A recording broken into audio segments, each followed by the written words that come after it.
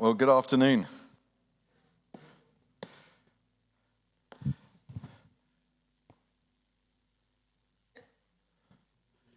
It's like Paul Daniels and his assistant, isn't it, really? Only I think it was yeah. You should have just joined. It should come with crosses on it, shouldn't it? I know, you're right. You're quite right. Yeah.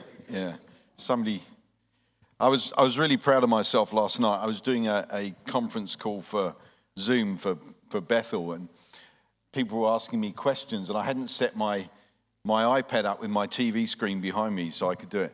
And I did it from scratch in 30 seconds on a call. I was so happy it worked straight away.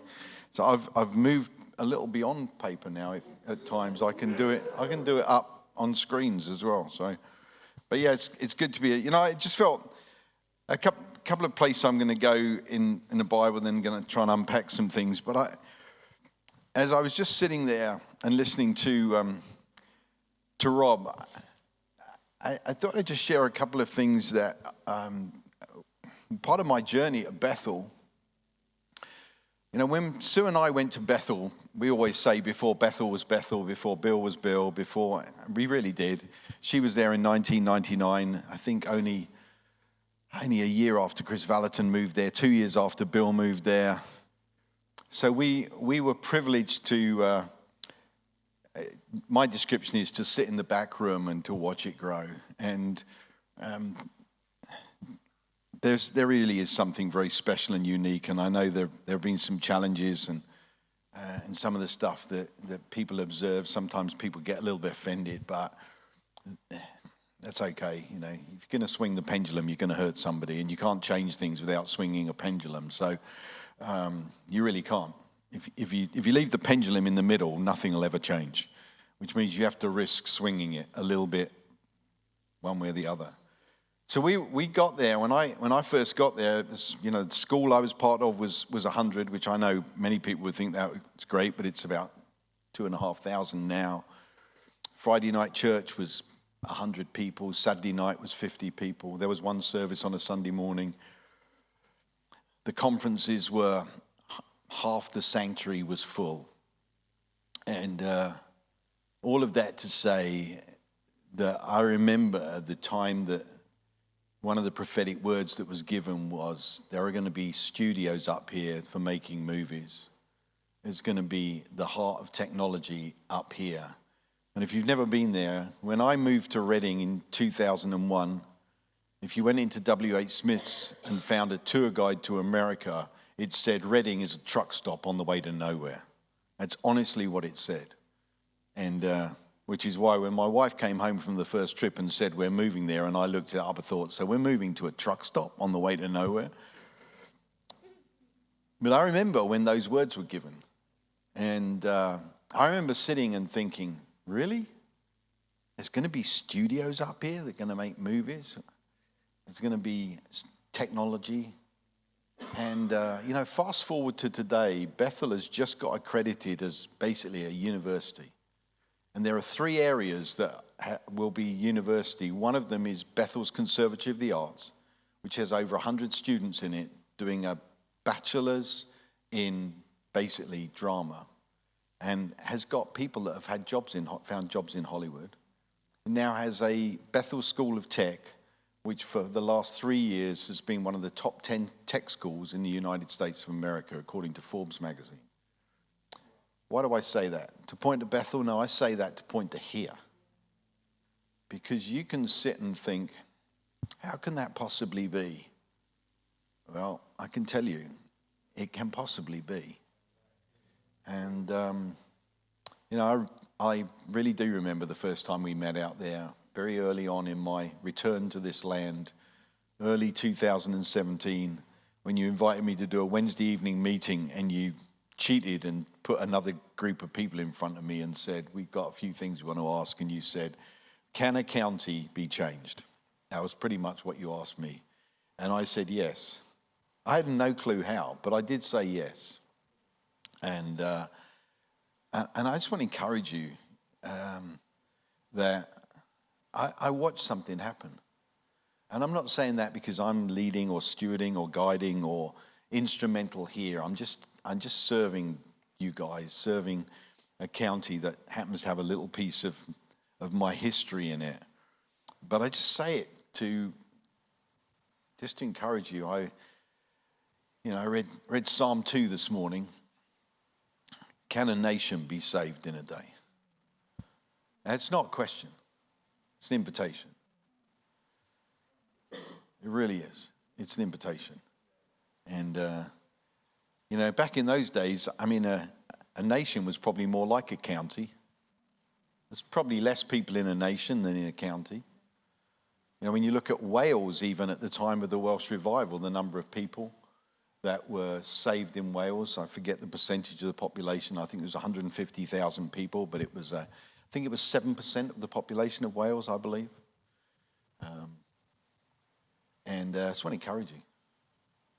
You can look around, and I may or may not go this direction tonight, but you can look around and you can choose to see in the natural, or you can choose to see in the spirit.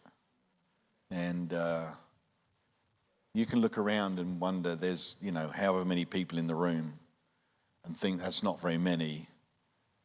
Or you can stop and think, there's some people in the Bible who did some pretty amazing stuff on their own with a group of 3 or however many. And I was privileged to watch something happen. And interesting things happened to me actually since COVID. And it wasn't that I was doing badly in my relationship with Bethel before COVID, but I have seen an absolute acceleration in my relationship since the pandemic with Bethel, and feel more sent and more connected and more empowered and more conscious of what Sue and I came back to do than I did before. I also feel very, very strongly that it's our time, that it's Europe's time, it's the UK's time. I feel it very, very strongly. Anybody who knows me knows how much I love the team at Bethel, and beyond that, the Mike Bickles, John and Carol Arnott, Randy Clark, a whole list of great American leaders. I love them. I honor them. But I think it's time we stop building around them. Because when we build around them, when they go, we don't know what to do. And we need to build and invite them in to add strength to what we're doing. And I believe it's that time is now. I believe he often comes here, my spiritual son, David Chambers. And I'm at Awakening Europe. If you haven't got anything to do in July, mid-July, come to Rotterdam for Awakening Europe. You will not be disappointed.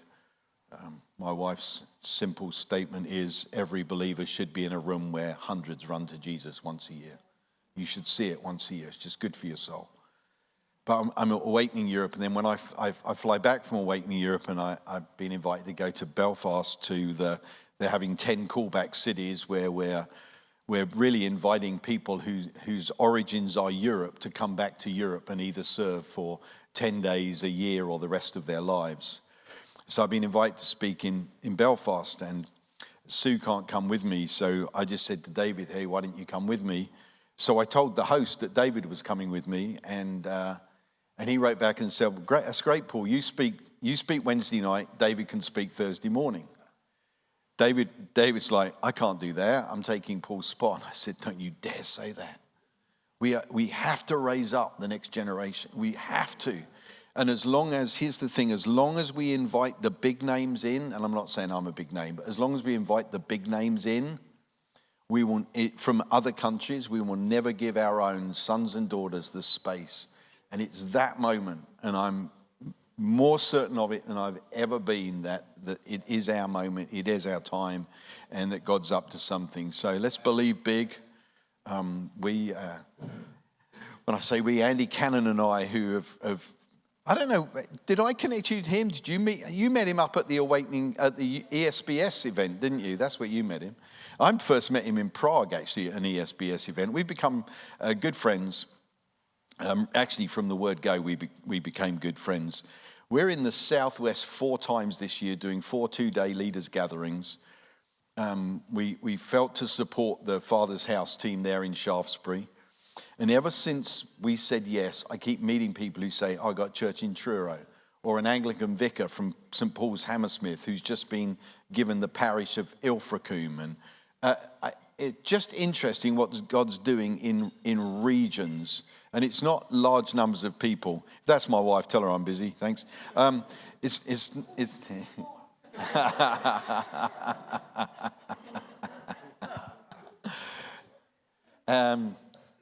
It's funny. It's our time, and I believe it. And so, yeah, I'm down in Shaftesbury. In fact, I'm doing 12 events with evangelists this year, which is hilarious. This should encourage you guys, and anyone else who has a word on them to father. Because what's happened to me is that I was given a prophetic word that I would raise up young evangelists. And my first thought was, I can't do that because I'm not an evangelist. And the lie that I believed was that I can't father someone who is better than me at what they do. And I broke that lie.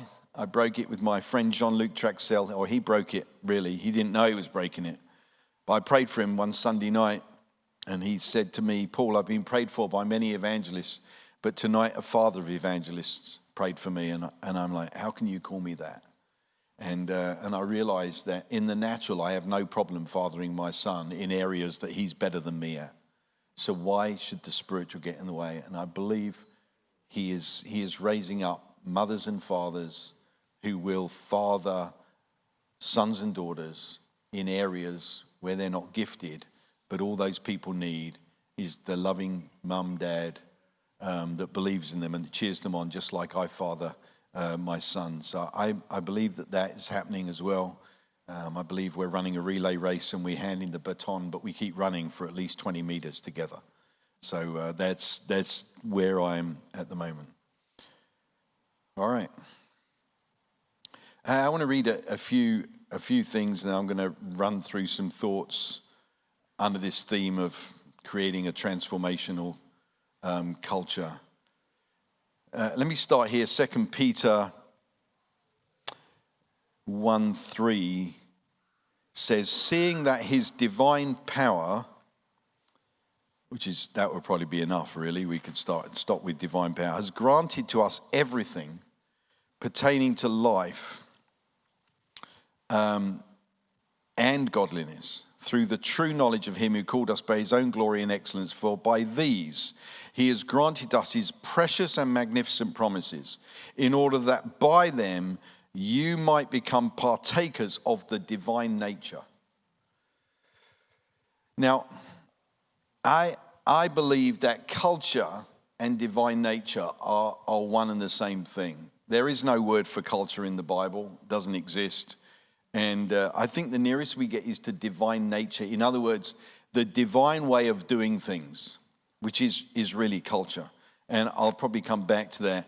And the other place I'll go, which is so well known, but is absolutely central to any thought about a transformational culture, is Romans 12, 1 and 2, really. I urge you, therefore, brethren, by the mercies of God, to present your bodies a living and holy sacrifice, acceptable to God, which is your spiritual service of worship. And do not be conformed to this world, but be transformed by the renewing of your mind, that you may prove what the will of God is, that which is good and acceptable and perfect. And those of you that are of my generation and older will know the J.B. Phillips translation, which is, don't let the world squeeze you into its mold. And nobody's translated it better. And I like short translations too, so I'm good with that.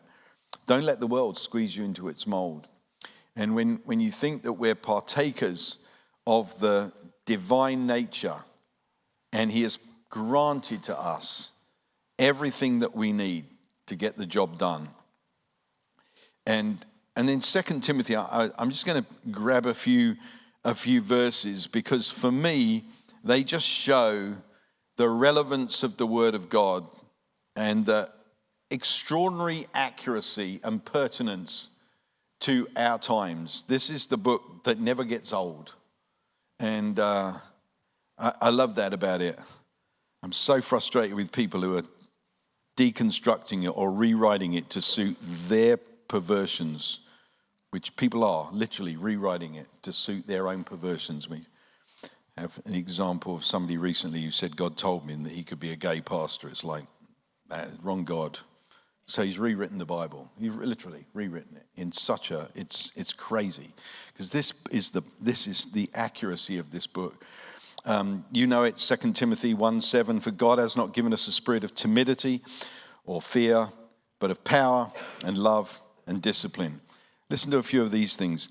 Remind them of verse 14, chapter 2, verse 14. Remind them of these things and solemnly charge them in the presence of God not to wrangle about words.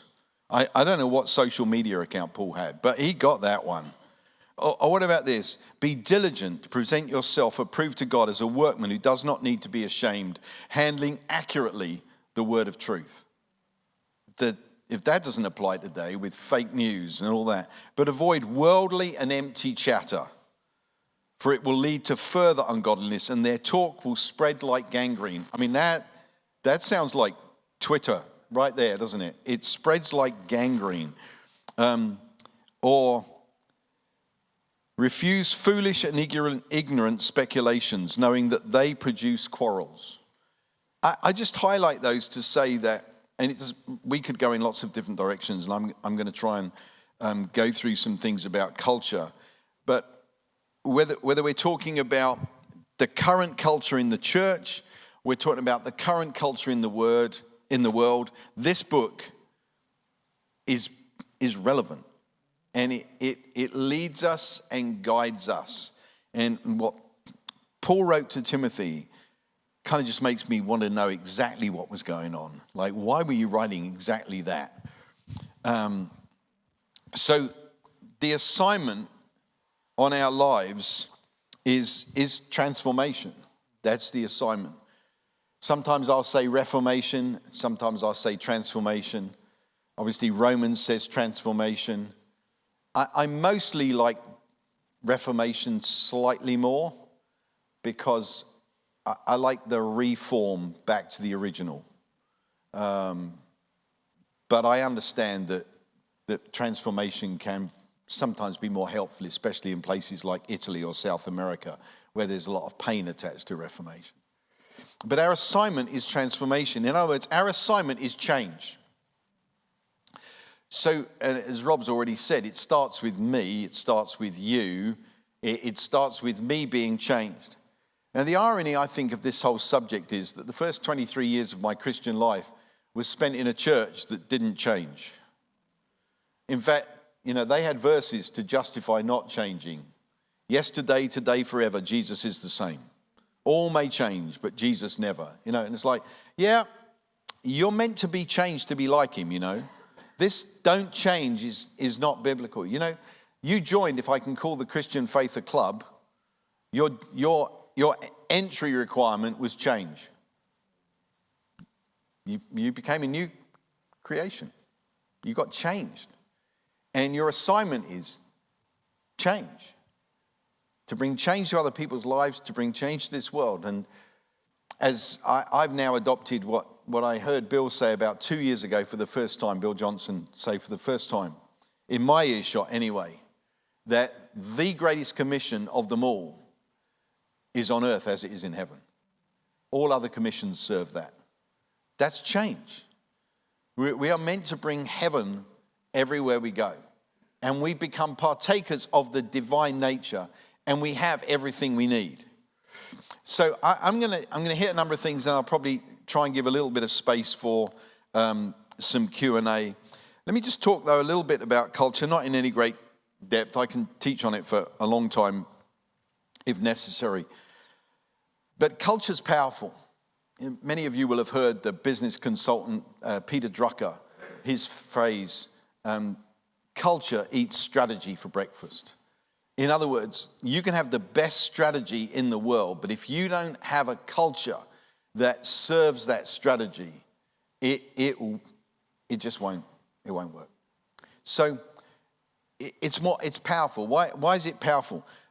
You will have a culture in your church, organization, city, home, wherever you are, you will have a culture. The question is, are you leading it? There is a culture. Don't be deceived. And even, sometimes the culture is unwritten rules that a group of people know how to behave and nobody told them how to behave. I actually did go to a church that we discovered when we left, the unwritten rule was you don't speak to people who leave. And we weren't spoken to. And the crazy thing is, since then, we've been away in America for 15 years, moved back, been back 5 years, met 2 couples who just left that church. 35 years it took them, didn't take us quite that long. And their account's the same. He said, people don't speak to us. Our friends have been told not to speak to us. Like, really? You see, the culture, it will happen. The question is, will you lead it? And if you and I are partakers of the divine nature, we have heaven's culture in us. And so we have this opportunity to lead culture. And so culture's powerful. Probably up until about 50 or 60 years ago, we didn't talk about organizational culture. We talked about the culture of a nation. We talked about the sort of the ethnic culture. We talked about the culture that was in the food, in the diet, in the way of life of particular cultures, geographical regions. It's only really the last 50 or 70 years that we've begun to understand the power of culture organizationally. I think a lot of that is because of the pace of change. So the two things go hand in hand. And what I do know is that culture serves change. And so if you want to bring about change, then you identify the culture you need that produces that change. So culture is powerful. Probably the best example, and my favorite, having lived there, is that a bunch of Europeans landed in America, and at the end of the summer they found some turkeys, some yams, some corn, and they sat around a fire and had a Thanksgiving meal. There were no marshmallows at that stage, so they couldn't put their marshmallows on top of their sweet potatoes. They're crazy. Yes, they do. Yes, they're very proud of it too. They mash their yams with so much spice and sweet stuff, and then they put marshmallows on top and put them in the oven and bake them. It's like dessert, basically. But anyway, here's what they celebrated a harvest festival, really. I try and tell them, you got it from us. But they made it a part of their national culture. And so to this day, on the 4th Thursday in November, all America stops for Thanksgiving, and you're more likely to fly home for Thanksgiving than you are to fly home for Christmas in America. And the point is this, what they did was they believed something, we should give thanks. They behaved in a particular way, and they created a culture. And if you keep doing that long enough, it becomes the way you do things around here. And that's what culture is. Culture is the way we do things around here. Culture is the stories we tell ourselves about ourselves. Culture is the thoughts, beliefs, practices by which a people group cope with their world. So I'm not going to, you guys live here, so you would be able to tell me the stories. But you can see how Essex has a culture. There are stories we tell about ourselves. We tell on ourselves in Essex even. The way we do things around here. And then the thoughts, beliefs, practices by which this people group, Essex people, cope with their world. So there's a culture here. But we have an assignment, and we have everything we need to bring heaven's culture here. And in some of what I've just said are the keys to how you change the culture. And the truth is that the first and most important step has already been taken here, and that is to identify what needs to be changed. In other words, the first thing is Romans 12, verse 2. Change the way you think, which is the definition, the best definition ever of repent. Change the way you think, which is really what you guys are saying is we want Essex to change the way it thinks. We want Essex to change the stories it tells about itself. We want Essex to change the thoughts, beliefs, and practices by which this people group cope with their world. Because they're coping with their world, as it were, in a particular way. With, the whole range of stuff, yeah? So let's have just a run through a few thoughts around culture, and the front row here will be happy because I'll start drawing quadrants and it will make them happy. You'll see them smile and whatever. But just turn that way there. There we go. Makes everybody happy. It's a cross, you know. If you've never seen me teach with these before, it's very straightforward. Jesus died on a cross, and therefore there's a quadrant that exists. And there are loads of fours, you know, there's north, south, east, and west, there's 4 seasons and all that stuff.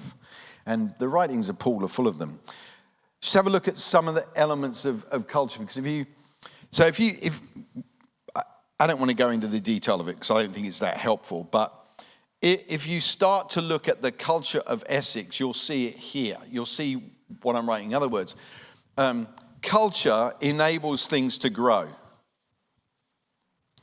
So what I always use is the petri dish from our science days, yeah, school days, and we would put in the petri dish agar, or otherwise called a culture, interestingly, and it enabled things to grow. Yes, so culture enables things to grow. The interesting thing, of course, with culture is that culture allows good and bad things to grow, which Jesus actually addressed. He said, don't worry about the weeds. I'll take care of them. So culture enables things to grow.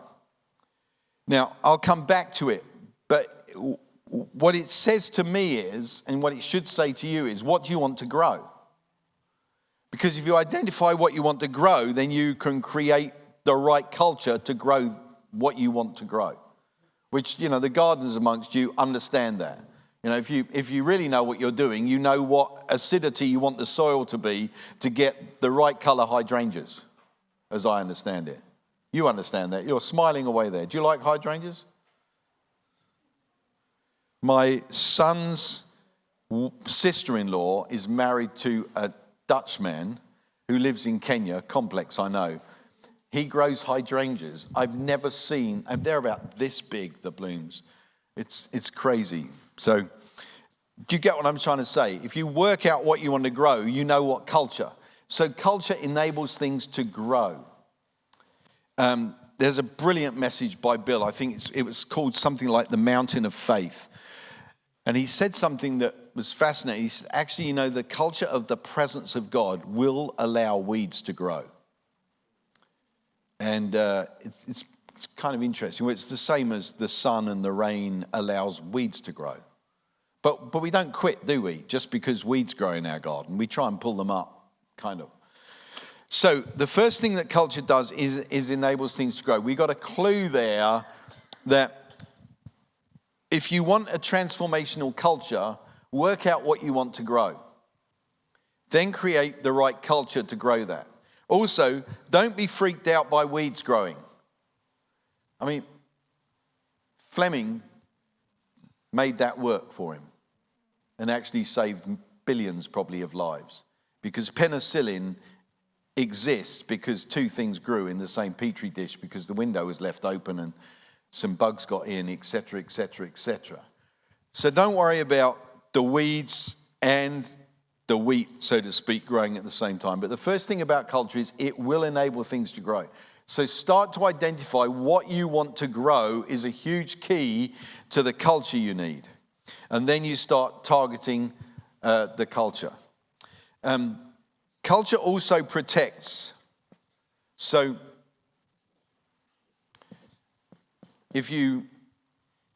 that's an umbrella, just in case you didn't recognize it. If you go to Spain, they have a siesta. Why? Because it's hot at lunchtime. I lived in Redding, California for 15 years. Let me tell you, it is hot, but it's hotter about 4 o'clock in the afternoon, so they haven't worked out they have a siesta there. But they have a siesta in Spain, 12 till 2 or something, around that kind of time. And why? To protect the residents from the harsh effects of the noonday sun. And that's where we get mad dogs and Englishmen stay out in the noonday sun, because we didn't understand the culture. So culture protects. Now, actually, if you put these two together, just for illustration, when I was diagnosed with cancer, I realized that what I needed to do was I needed to jump in the right culture, as it were, where healing happens, and walk with people who held an umbrella over me that basically told me God didn't send it, teach me a lesson. You put two things together, because culture actually creates cancer creates a culture. Anybody who's either had cancer or had a relative with it knows that it absolutely dominates your whole life for a season, because everything, your diet, your conversations, your priorities, your appointments, all of a sudden are switched to serve the culture of cancer. And so it's a great example. What you need to do in the midst of that is go, I'm going to adopt heaven's culture for this season, and hopefully forever. So culture allows things to grow, it protects. It also affects, or it is how you see. So I play around with a little bit of photography here and there, and what happens with a telephoto lens is there are some elements inside lenses, and you move them backwards and forwards so that you can focus on a subject. And it's really, how do you see? And the best example is the two guys that went into the promised land, Joshua and Caleb. And as far as I understand it, they saw the same as the others. The others brought back the false report. They brought back the true report. And I'll often say, and actually we had a funny experience years ago. My wife and I were blessing a team of School of Ministry students who were coming to Europe for a trip. And one of the students started praying about, oh God, would you help us as we land in that dark continent? And my wife nearly lost it. And she actually did speak to the young man afterwards and said, don't say that around me. It's not. And but it was how he was seeing. And so we need to learn to see. So Joshua, Caleb, the great examples, the rest of the guys saw big devils and small fruit. Joshua and Caleb saw big fruit, small devils. So how do you see? So once you start to shift how you see, this is a key, because what you behold, you become. Which is half of the problem with our world, that we're raising a generation who behold something so they become it. I honestly, I could never understand, and I worked in psychiatric nursing, I could never understand why the children of alcoholics became alcoholics. Until I realized that point, what you behold, you become. And you would think that they would behold how bad it was so they wouldn't become it, but it actually doesn't work that way. It's a curious thing. So culture, it causes things to grow, it protects us from harm, it changes the way we see, and some sort of loaf of bread, not a perfect sourdough, but it affects everything. It's the yeast. So you're looking to create, because the leaven is in there. The leaven's the culture. So once you start to see this, you can see how powerful culture is. Now let me just give you one culture. And the best that I know is the goodness of God. Because once you introduce a culture of the goodness of God, it changes everything. And it's probably the most powerful and simple culture to introduce into our world. And you can leave off the of God part. Because you can introduce a culture of good. I did it without knowing it. I ran a prison, and for 4.5 years, every Monday morning meeting was, what's going on that's right? Tell me some good news. I don't want to start my week with bad news. Did the football team win? Did all the staff come on duty? Did all the kids make it through the night? I mean, what's good? Find the good news. So, and the interesting thing is, the goodness of God will cause things to grow. In other words, one of the things that would need to change is it needs to shift from bad news culture to good news culture. And in the kingdom, good news, sharing stories of what God has done, will actually enable there to be more testimonies, because the testimony of Jesus is the spirit of prophecy. So the goodness of God causes things to grow. The goodness of God protects us from the harsh effects of life on earth. Because, people will try and tell you God sends cancer to teach you a lesson. The insurance broker will tell you there are acts of God that he can't cover. They're not acts of God at all. But we have a world that says that God sends bad stuff.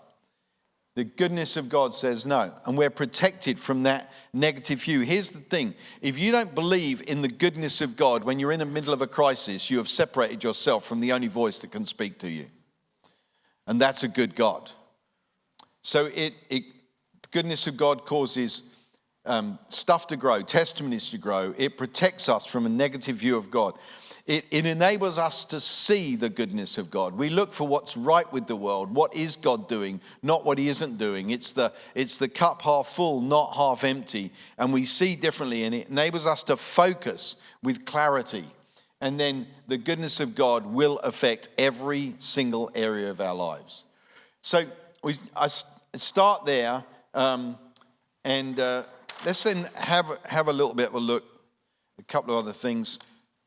Some of the ways that we work out what culture we need.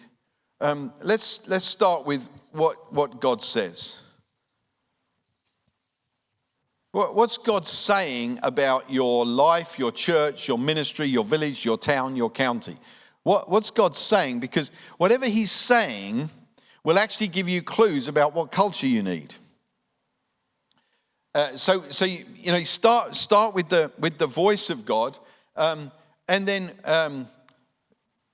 what do you want to change? Like in the natural. So we've got what God says in the spiritual, but what do you want to change? Because if culture enables things to change, culture's the key to bringing about change. And there's so many examples of it in our world at the moment. You've only got to look at what's happened to our lives because of a phone. And the truth of the matter is that, Steve Jobs was a genius. There's no question about it. He changed the music industry. He changed the movie industry. He changed the phone industry. He changed everything. Pretty much with an iPad, an iPod, and a phone. And so culture and change go hand in hand. And what God says. So if you've got a prophetic word, let's say, let's take the thing I said earlier, that there's going to be movie studios in Reading. What do? You create a culture of creativity. You actually start to talk about creativity. We're creative people. And you start talking about it. So when you understand what God's saying, it gives you some keys to culture. When you know what you want to change, it gives you some keys to culture. And then, what do you want to grow? What do you want to see happen in Essex? What things do you want to see more of that are good? And then, what do you want to, for instance, protect? So, what do you want to protect the next generation from? Now, they're simple, but it's the way that you identify. Because the thing is, I usually look at culture like this. Culture's the classic iceberg.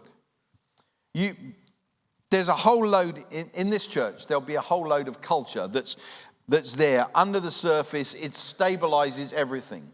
But you find a particular new season, and you're going to target, I always suggest, 2 or 3 cultures. So the reason why you need these to guide you is you don't want to write a list of 100 cultures you want to see in Essex. You want to write a list of 3. Start with something that you can... Got a bit high pitched there. What's that? Start with something that you can actually list simply, that you can communicate to people. It's why when you go in a lot of stores at the moment, there's a few that have loads of them, but by and large, the businesses that stick values on the wall are putting 3 to 5 on the wall. Now, I'll come back to that in a minute because values aren't enough, but it is. They do get it right in limiting it to 2 or 3 because that's achievable. So when you start thinking about Essex, what's God said about Essex? What do you want to change? What's the narrative you want to change? Remember, it's the stories we tell ourselves about ourselves. So one of the ways that you change a culture is you change the stories. And here's the interesting thing. We are a story generation. We're a narrative generation. You've only got to look at what's going on with Instagram and TikTok and stuff like that. We are telling more stories than any generation has told before. So what do you want to change? What's the narrative you want to change? What do you want to grow? And what do you want to protect the people of Essex from? And there will obviously be, some that you could go after. I mean, let's just pick shame to start with. There's probably a whole bunch of people running around Essex feeling shame, which is probably causing certainly a generation at least to act out in particular ways because of shame, because they're covering up, because that's what shame does. So once you start to see that, then you start to have some clues. By the way, you can ask questions at any stage as I go through this. Yeah. Could you get me some?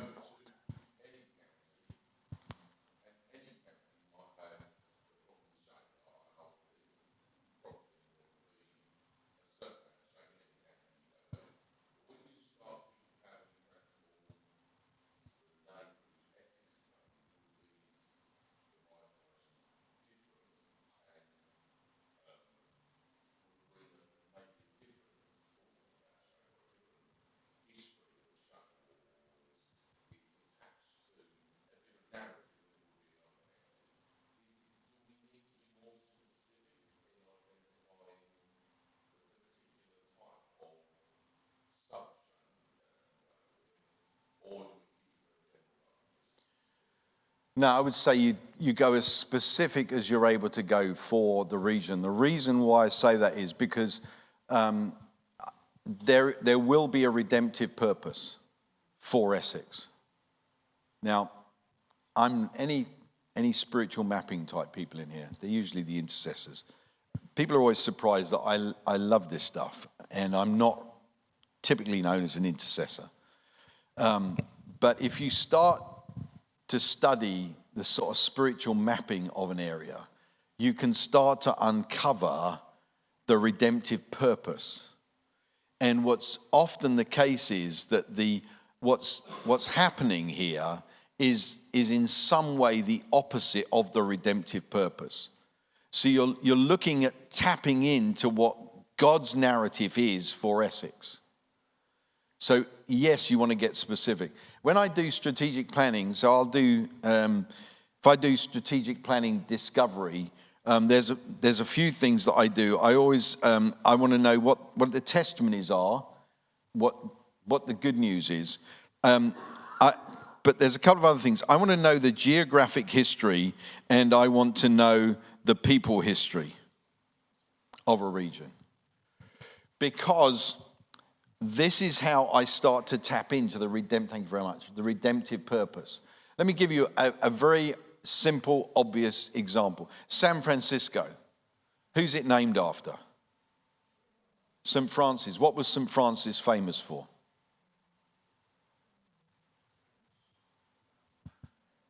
Animals, and he was known for brotherly love.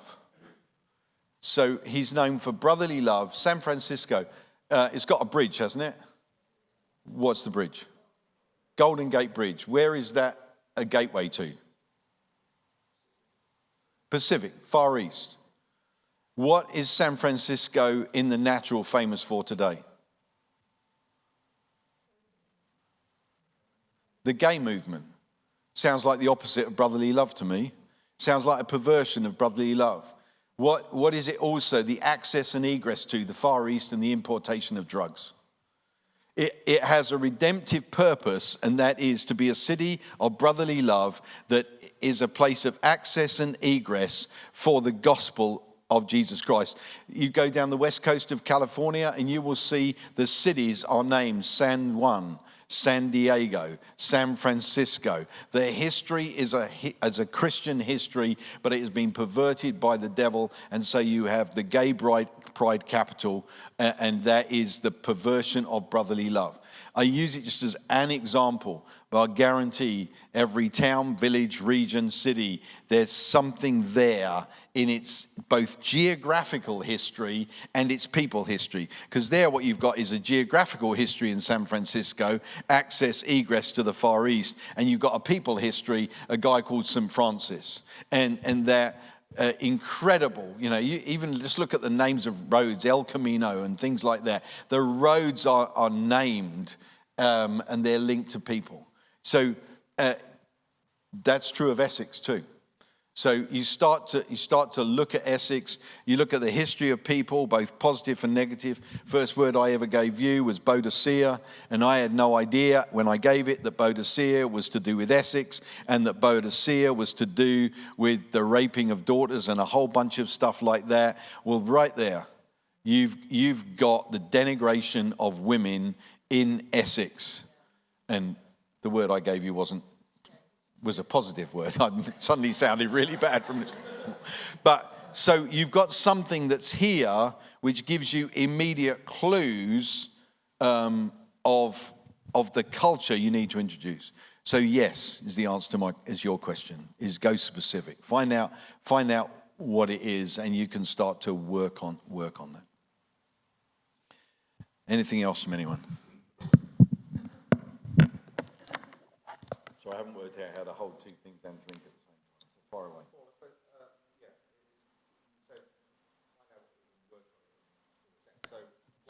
you do with San Francisco, for example? You start to focus on doing what's right. Because I think what we've worked out is that you don't change things by attacking. You change things by working in the opposite spirit.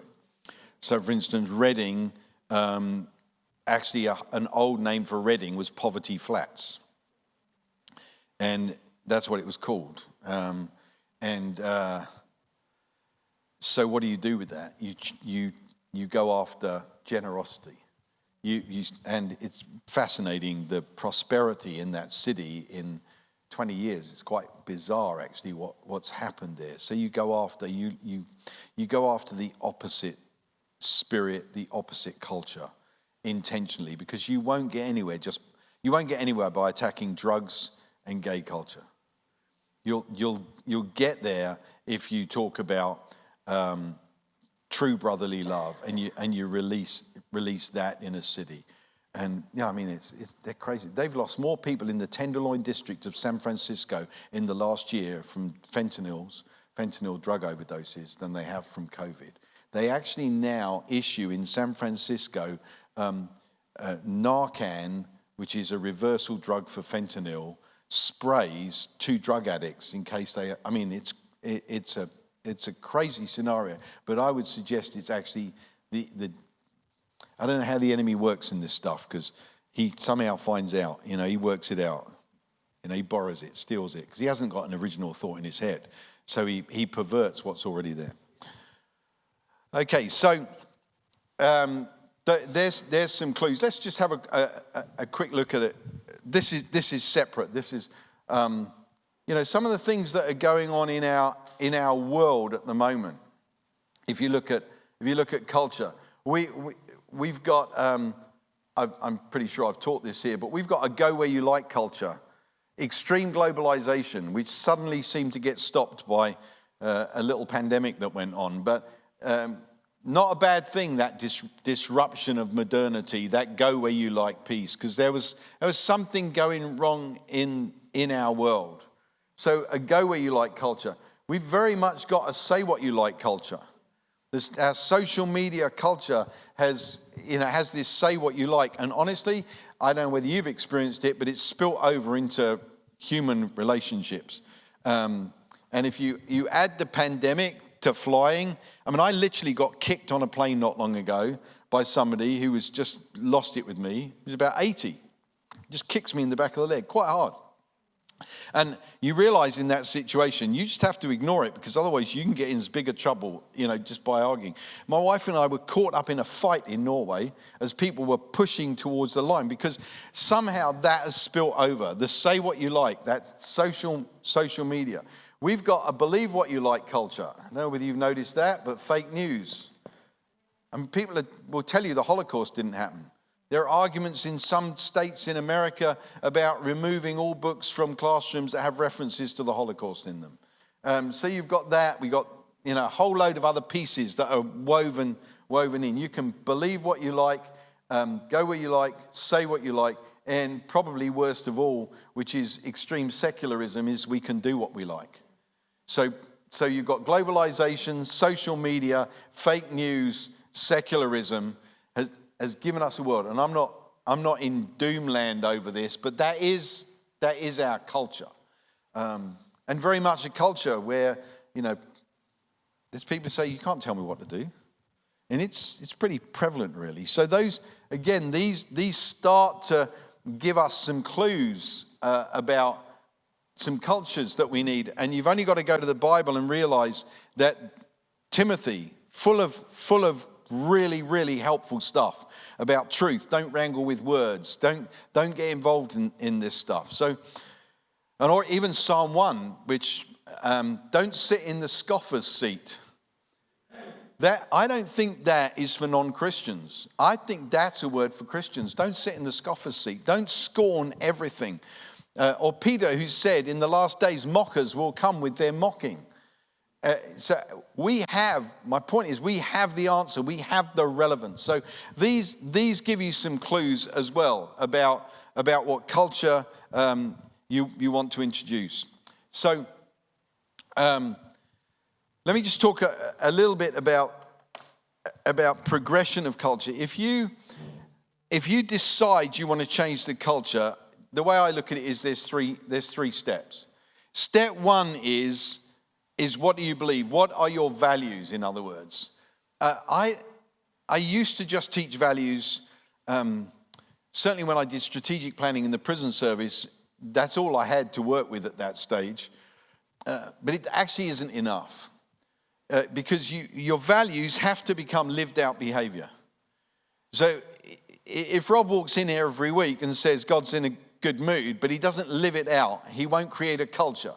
So it's what I believe, lived out behavior creates a culture, which is the way we do things, the stories we tell about ourselves, the beliefs, practices, traditions, routines, activities by which this people group, which is us, because we're heaven dwellers with a temporary experience on earth, is how we cope with our world.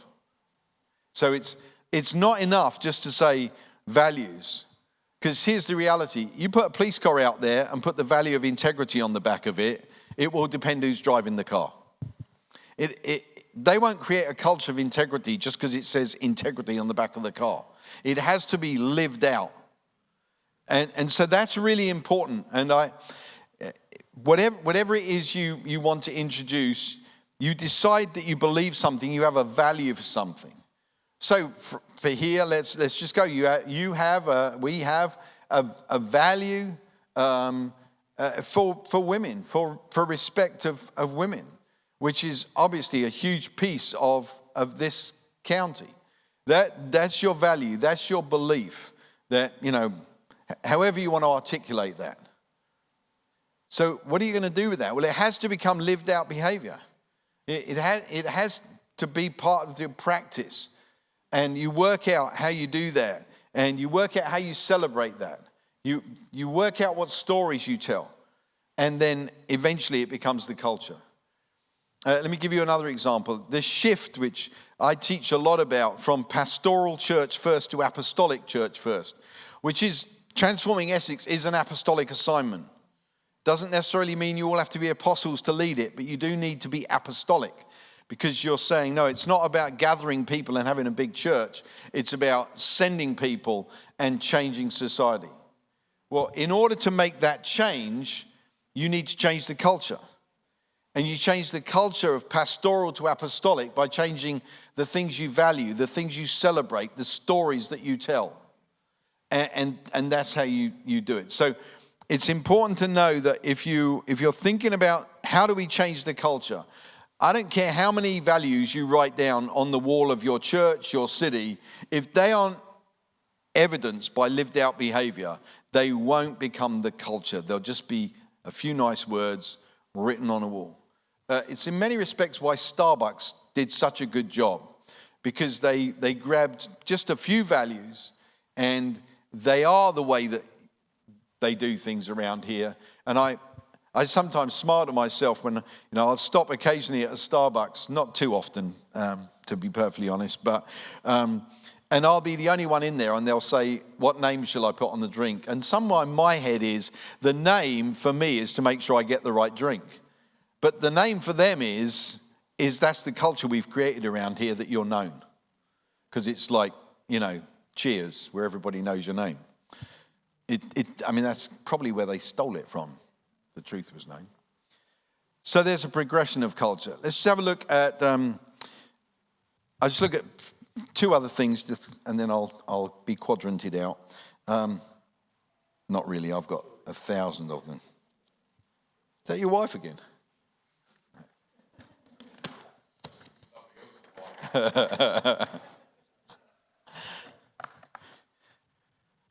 So, that's all right. It's a small enough room for us to have some humour. Organizationally, I just want to show you where, because although you're not building an organization, this is really a movement. It's helpful just to see this context. And the way every organization is in some form of change or another. And transforming Essex is bringing change. So what is your vision is where you start. In other words, what are you building? What is this movement organization that you're building? Why are you building it? Which is your mission. And how are you building it? Which is your structure. Now, you can steal this for your church, your organization. It applies. It applies to businesses. Your structure must serve what you are building. If it doesn't, it's called bureaucracy, and it just serves itself. Your vision must serve your mission. A what without a mission will just maintain. But the what without a why, a why without a what is just a good idea. In other words, these are all connected to each other. So when you start talking about, okay, this is a movement, Transforming Essex is a transformational movement which is changing the reputation of Essex and revealing Jesus, give or take a word or two. That's something what you're doing. So you're building a movement, and there's this massive why, which is we are going to change the reputation of Essex and we're going to reveal Jesus. Yeah? Everyone okay with that? So your what is serving your why, and any structure you put in place must serve that. Okay? But here's the key. The key is your culture. Now, whichever one of these is the biggest transition. Now, we just met this morning, and there's probably going to be some structural transitions. You have to work out what culture do you need for that transition. Because the culture will enable the change to happen. In other words, if we go back to the pastoral first to apostolic first, that change will be served by culture. Because you'll tell different stories, you'll behave differently. So it's important to see where culture fits organizationally. Because you're a transformational organization, and culture gives you the power to bring about the transformation. In other words, you are bringing the nature of God to earth to make earth like heaven. So it's where your power comes from. So that's a key organizational piece. And then the other piece, which is, and these are more organizational than the Transforming Essex piece, but they're vital, because if you don't get these right, you won't transform Essex. Okay? The other one is this: organizationally, what season are you in? Again, you can steal this for yourselves. What season is Transforming Essex in? What season is your church in? And there's usually four I'll go with. Startup season is relational, typically. You're going to focus on relational cultures. If you don't, you'll reap the problems later on. So the startup season, you're going to want really strong relational covenant culture to get started, which is why mum and pop often works well, because there's a covenant in there. So you've got covenant relationship. There's revision. If you're revisioning, if you're looking for a new vision in your organization, there will be some cultures that will be really helpful for you. Things like revelation, prophecy, encouragement. Those will be really important cultures for the season. So identifying the season, and it does apply to Transforming Essex. What season is it in? Well, it's kind of just shifted on from startup. It's not getting a new vision. The vision is established. I would say it's in the building or rebuilding stage. Because there's been this sort of the foundation, and now it's like, okay, we need to reform the structure. Now this, in other organizations, might be after there's been a crisis, after there's been a moral fall, after there's been a church split. You identify what culture you need. Now some of those are obvious, that, things like we've got to restore trust, we've got to restore honor. So you can see that the culture will serve the season, and then finally increase, which is down, probably not far down the road, because once Transforming Essex has gone through a minor rebuild, it's nothing major, but just some moving things around stage, it will rapidly move to increase. Now, increase, things like empowerment is in increase, which means sonship and identity is in increase, which means risk is in increase. Salvation, a culture of salvations is in increase. So my point really, and what I'm just hitting very quickly is, when we understand the power of culture, that it enables things to grow, it protects things, it changes the way that we see things, and it affects everything, where we're starting to understand. And so, certainly here in a region, what do you want to happen here? What's God say? What do you want to change? What do you want to grow? What do you need to protect your people from, your kids from? And so that starts to help you to identify, okay, if we want to protect our kids from promiscuity, we're going to need a culture of purity, covenant, elements like that. And then understanding a little bit about the culture of our world. Do what you like, go where you like, say what you like. It helps you just to understand what we're up against. And then just looking at those last two there, organizationally and season. And all this is about really just trying to work out, okay, where do we start? Now, I would say with the next stage that you're in, the transformational culture is still in the relational phase. I would say that relationship is absolutely vital, because there's some overlaps, but Essex will not be transformed without people walking together in unity. It won't be. And we've got to work out how to do that. So relationship becomes absolutely vital. And it's not adherence to rules. It's not adherence to doctrine. It may not even be adherence to any sort of hierarchical structure. It will be relational. So that's going to be a key. So you can see, if you just start thinking, what season are we in? You know what to do. So you know, okay, we need to go after the relational. I would also say that it's going to be a culture of clear communication. It's going to be something that's really important to you to bring transformation. Clear, consistent communication. Jesus is the genius at it, which isn't surprising. His name was Word. But if you read the Gospels, he repeats himself a lot. And, he says the same thing, and the guys record similar things lots of times. So clear, consistent communication.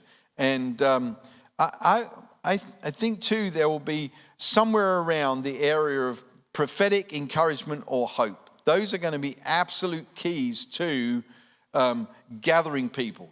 Now, you can start to see, if you go relational, clear communications, prophetic encouragement, hope, something around those kind of words, you start to gather people into the room to be a part of transforming Essex.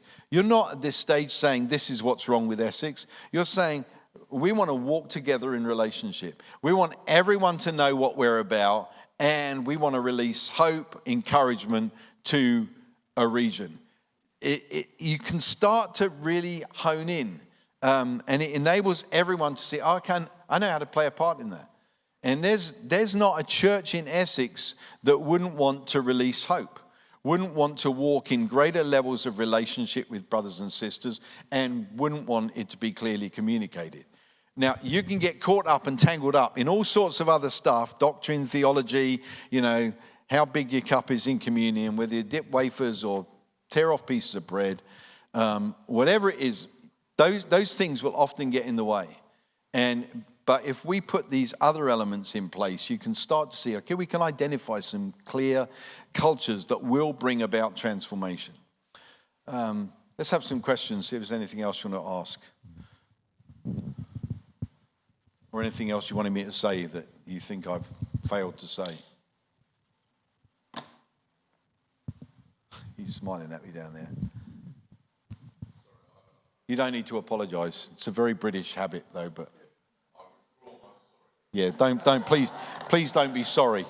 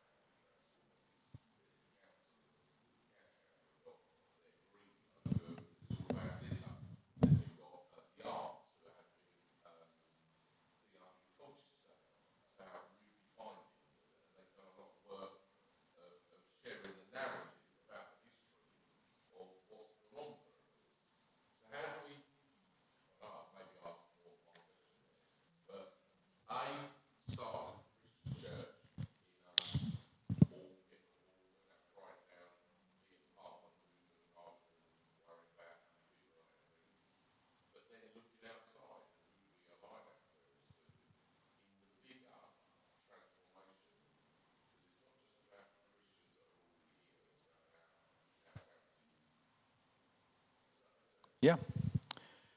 And it's obviously huge, but the only place that you can go to is for me is on the one hand Mother Teresa.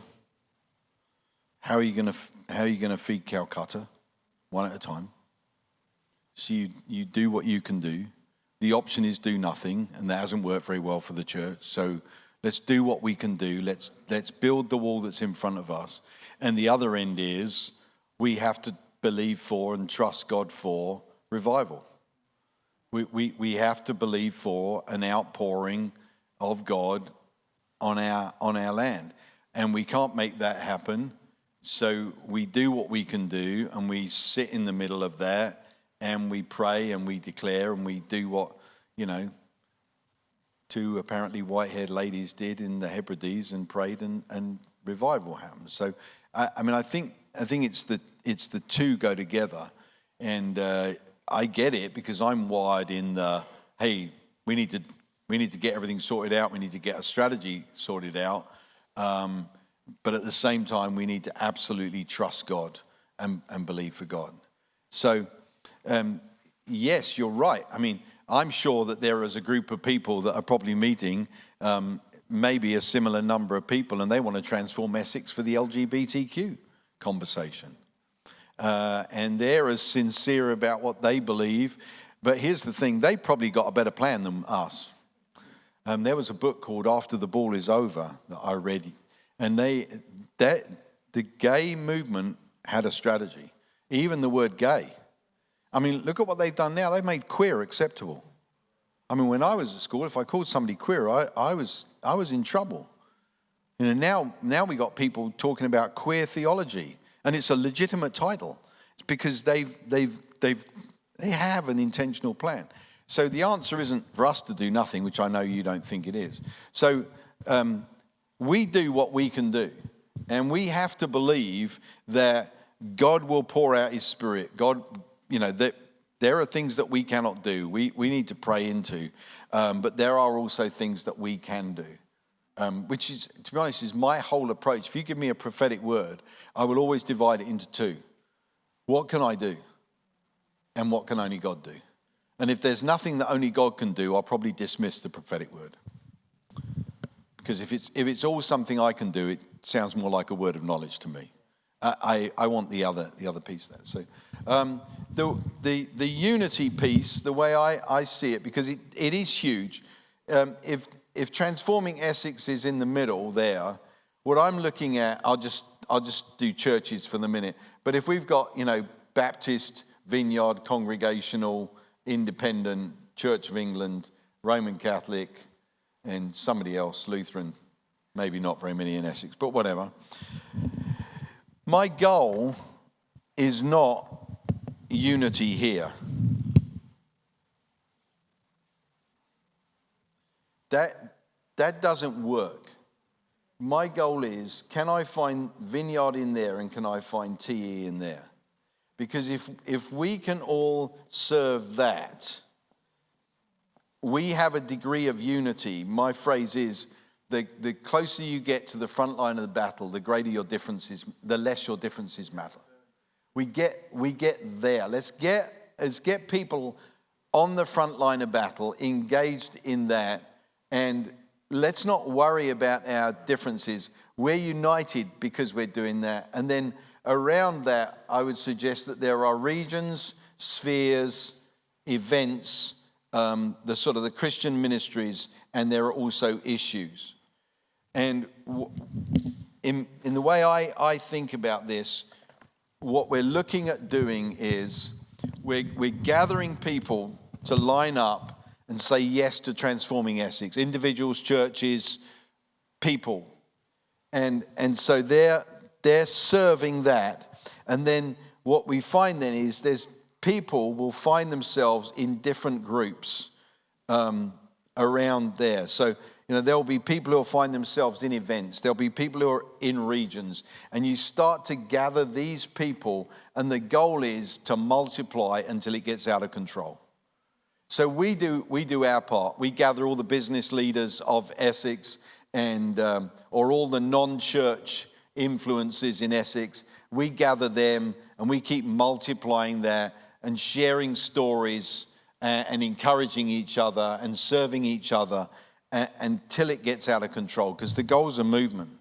And I think we're entrusting God. But when you look back, I'm sure that Wesley didn't realize that what he would do in revival would cause, slavery to end, would cause, other incredible changes in our society. If you study the Christian social reformers of the 18th and 19th century that came out of a Wesleyan revival, which really followed some of the worst seasons in, post-Dark Age Europe.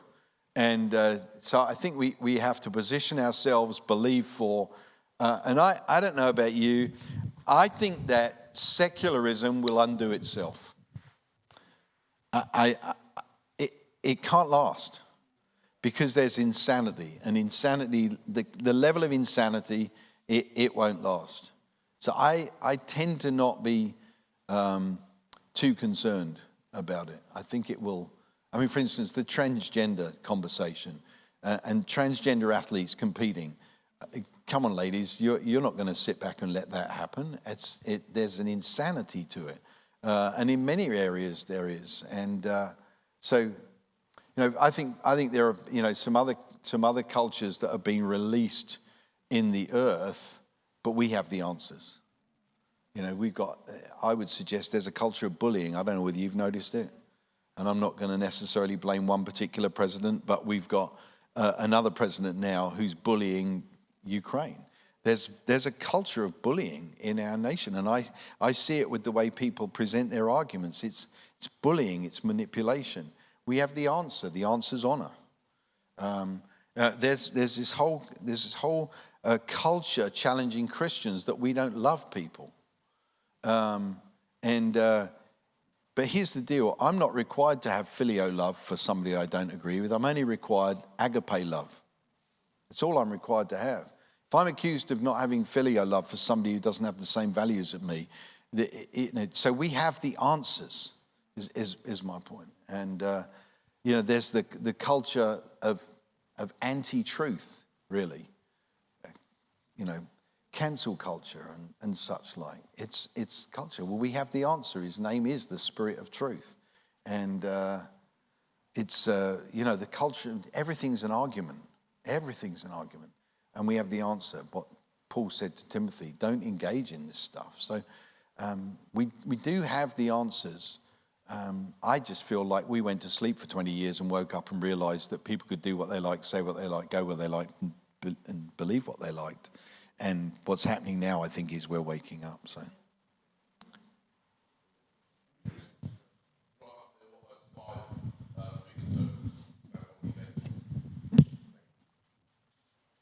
Regions, spheres. I prefer spheres to mountains. Events, issues like poverty, sex trafficking, stuff like that, and the sort of the Christian church and ministry world.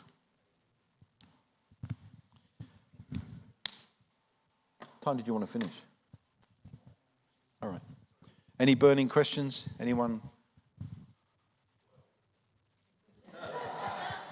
Don't apologize, though.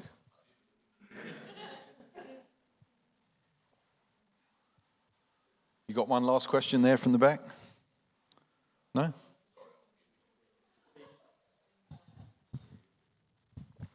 You need one in the room, though. If you're the speaker and nobody's asking questions, it's horrible. See, I really do believe that there's a shift coming to Europe. I just believe there is. And I'm not speaking negatively, but America's got a few problems of its own. And they've got some work to do. So have we. But I just feel a shift. So I'm encouraged.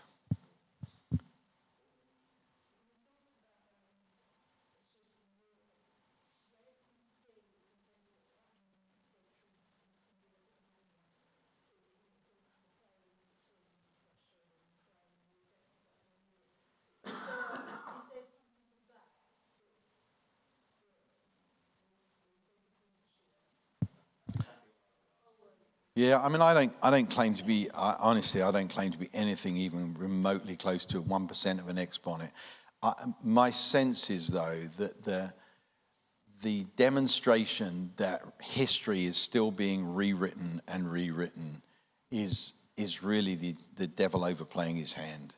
And that the only way that I can possibly look at it is that this is an invitation for us to really believe and to believe that this is our time and that God has been preparing us and getting us ready. You see, as a generation, we are a generation. I've taught this for definite here. We're an identity generation. We know who we are. We spent so much time in sonship, father heart, writing books, reading books, going to conferences. We're a destiny generation. We believe that, we know who we are. We know why we're here. We know where we're going. We know the impact our lives will have. We believe for that.